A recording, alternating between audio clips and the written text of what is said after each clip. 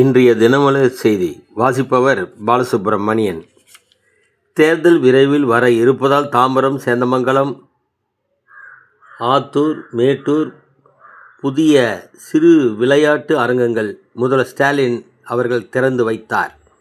அரசுக்கு எதிராக போராட்டம் நடத்தியதை காரணம் காட்டி மதுரை உட்பட 4 மாவட்டங்களை சேர்ந்த ஆசிரியர்கள் பதவி உயர்வை அரசு நிறுத்தி வைத்திருப்பதாக ஆதி திராவிடர் நலப்பள்ளி ஆசிரியர்கள் மற்றும் விடுதி காப்பாளர்கள் குற்றம் சாட்டியுள்ளனர். ஈரானின் புதிய உச்ச தலைவரானார் கொல்லப்பட்ட கமேனியின் மகன் மோஸ்தபா ஹொசைனி கமேனி. ஈரான் மீதான தாக்குதலில் 17 கப்பல்கள், 2000 இலக்குகள் அழிக்கப்பட்டதாக அமெரிக்க இராணுவம் அறிக்கை. ஆனால் ஆயுதங்கள் கையிருப்பு குறைகிறதே, போரால் அமெரிக்க இராணுவம் அலறல். லெபனானுக்குள் நுழைந்து இஸ்ரேல் இராணுவம் தாக்குதல். வணக்கம்.